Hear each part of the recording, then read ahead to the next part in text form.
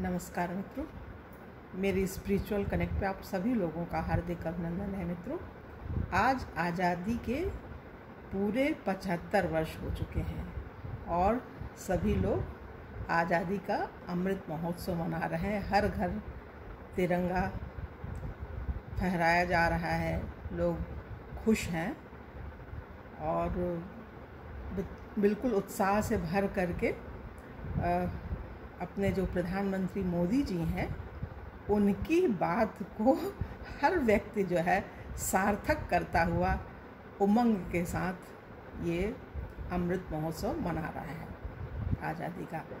और 25 वर्ष बाद मित्रों पूरे 100 साल हो जाएंगे आज़ादी के। तो अभी हमारे पास पूरे 25 वर्ष बचे हुए हैं। हम सभी लोग मिलकर के अपने देश को इतना उन्नत बना दें कि पूरा विश्व देखे और हम विश्व गुरु बने। मित्रों, तो इस संबंध में कुछ हमारे विचार ऐसे हैं।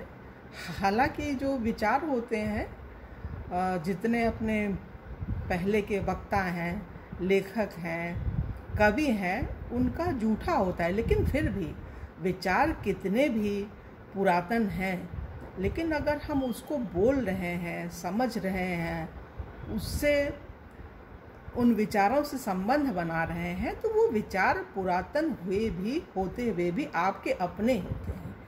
तो इस संबंध में हमारी एक भावना है कि हम सभी मिलकर के अपने देश के बारे में सोचें। किसी पार्टी या किसी व्यक्ति को केंद्र में न रखें। हर घर में, हर परिवार में, एक परिवार में पति पत्नी, 2 बच्चे और दादा दादी जो भी हैं, मतलब अगर 8-10 लोग रहते हैं तो सबके विचार कोई ज़रूरी नहीं है मिलते हैं, लेकिन वो परिवार के लिए मिलजुल कर काम करता है क्योंकि उसका परिवार है, उसकी उन्नति के लिए। वैसे ही देश करीब 135 या 140 करोड़ जो भी कह लीजिए, उतने जो लोग हैं मिलेंगे तो है नहीं, एक ढंग के विचार तो होंगे नहीं, लेकिन देश प्रमुख होता है। देश को केंद्र में रख कर के देश की भलाई के लिए हम अपने वैचारिक मतभेदों को भुला करके कुछ अच्छा करें। इतनी 75 वर्ष तक हमारा देश गुलाम रहा, कितने उससे भी पहले 200 वर्ष तो अंग्रेज़ों का, मुगलों का, और कितने लोगों ने करीब 800-900 वर्ष की गुलामी रही हमारे देश के ऊपर। तो मित्रों, ये क्यों गुलाम हुए हम लोग? संगठन नहीं रहा।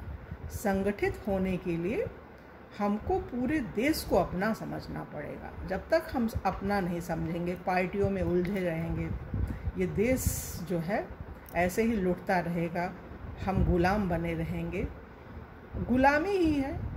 अगर वैचारिक मतभेद है, लेकिन एक जब देश की बात आती है तो हम सभी एकजुट जब तक नहीं होंगे तो देश विकास नहीं कर सकेगा। जहाँ उसको पहुँचना है वहाँ पहुँच नहीं पाएगा। अभी हमारे देश की 5वें नंबर की अर्थव्यवस्था है पूरे विश्व में। ये विश्व गुरु तभी बनेगा जब हम नंबर 1 पे पहुँचेंगे, और नंबर 1 पे पहुँचाने के लिए सबसे बड़ा योगदान राजनेताओं का होता है, और वही आपस में लड़ रहे हैं। ठीक है, पक्ष विपक्ष होना चाहिए, सशक्त विपक्ष भी बहुत ज़रूरी है देश के विकास के, लेकिन अनावश्यक रूप से विरोध करना भी अच्छी बात नहीं होती है। तो इसमें मित्रों, हमने महाभारत काल में जब हमारे भगवान कृष्ण थे उस समय की कुछ चीज़ें हैं।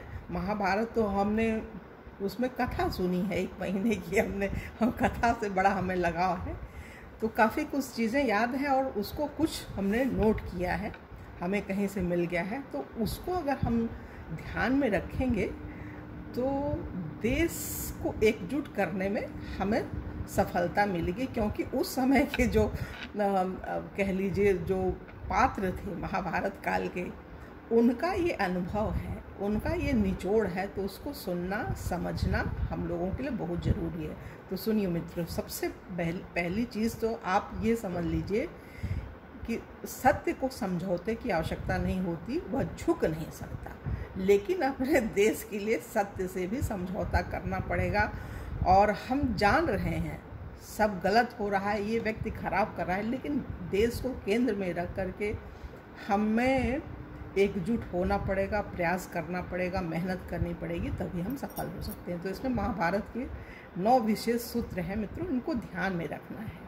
यदि महाभारत को पढ़ने का समय न भी मिले किसी को, तो भी इसके 9 सार सूत्र हमारे जीवन में उपयोगी सिद्ध हो सकते हैं। पहला सूत्र क्या है मित्रों? संतानों की गलत मांग और हठ पर समय रहते अंकुश नहीं लगाया गया तो अंत में आप असहाय हो जाएंगे। ये कौरवों ने कहा था। 2 दल था, कौरव पांडवों का, तो कौरवों की बात है। दूसरे नंबर पे आप भले ही कितने बलवान हो, आप भले ही कितने बलवान हो, लेकिन अधर्म के साथ हो तो आपकी विद्या, अस्त्र शस्त्र, शक्ति, उच्च स्तरीय पद और वरदान सब निष्फल हो जाएंगे। ये किसने कहा? कर्ण ने कहा।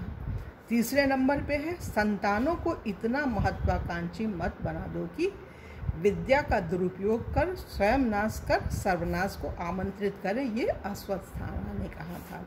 चौथे नंबर का सूत्र है कभी किसी को ऐसा वचन मत दो कि आपको अधर्मियों के आगे समर्पण करना पड़े। ये भीष्म पितामह ने कहा था, क्योंकि उन्हें करना पड़ा था समर्पण अधर्मियों के आगे।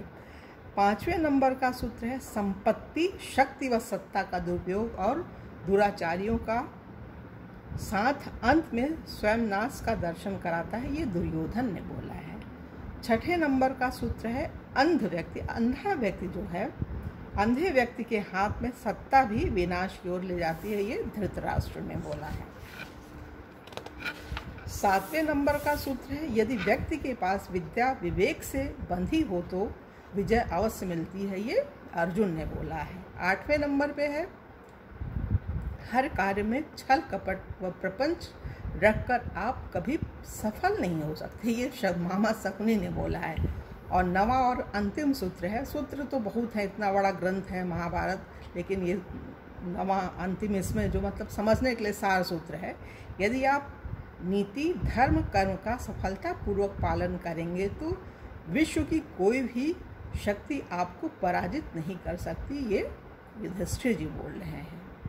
अगर हम इन 9 सूत्रों को ध्यान में रखेंगे तो हमें सफलता मिल सकती है और वो बहुत ज़रूरी है। और अंत में मित्रों हम ये कहना चाहते हैं कि सद्ज्ञान क्या है? सद्ज्ञान में यह भावना रहती है कि अमुक कार्य करना है, हम इसको करने में अपनी पूरी शक्ति व योग्यता लगाएंगे। यदि कार्य हो गया तो बहुत अच्छा, ना हुआ तो कोई बात नहीं। तो ये हम बोल रहे हैं विचार, इसमें हम ये चाहते हैं कि हर व्यक्ति इस विचार से सहमत हो और अपना योगदान दे देश के लिए।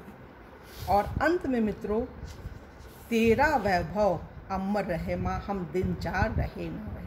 तेरा वैभव अमर रहे माँ हम दिन चार रहे न रहे, मतलब हमारी धरती, ये जो भारत माता है, ये अमर है। पूरा विश्व का एक गुरु के रूप में भारत देश को देखा जाए, समझा जाए और भारत पूरे विश्व का नेतृत्व करे। मित्रों, हम यही चाहते हैं और हर व्यक्ति से प्रार्थना करते हैं। हर व्यक्ति भारत देश का नागरिक है और अपना योगदान अपने ढंग से कर सकता है और उसका ये धर्म बनता है कि अपने देश के लिए कुछ अच्छे विचार लाए और सहयोग दें। मतलब जो भी क्षमता है, जैसे गिलहरी ने अपना योगदान दिया था ना, जाती थी, डूब जाती थी, फिर बालू में ऐसे लपेट लेती थी, ले जाके झाड़ आती थी वहाँ पे पुल बनाने के लिए। बार बार यही उसका क्रम चलता रहा। तो भगवान इतने खुश हुए कि उन्होंने अपना हाथ रखा, जो कि 3 उंगलियों के निशान आज भी हैं। तो ऐसे हम सभी लोगों को मिलकर करना चाहिए मित्रों।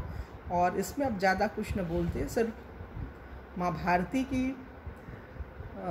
खुशी के लिए, अपने भारत देश की तरक्की के लिए, विकास के लिए भगवान के चरणों में प्रभु से आराधना है कि भगवान सबको सद्बुद्धि दो, शांति दो, सद्ज्ञान दीजिए, जिससे हमारा देश विश्व गुरु बन सके। बस इन्हीं भावनाओं के साथ, इन्हीं बातों के साथ अपनी वाणी को विराम दे रहे हैं और अगली वीडियो में आप लोगों से पुनः मिलेंगे मित्रों।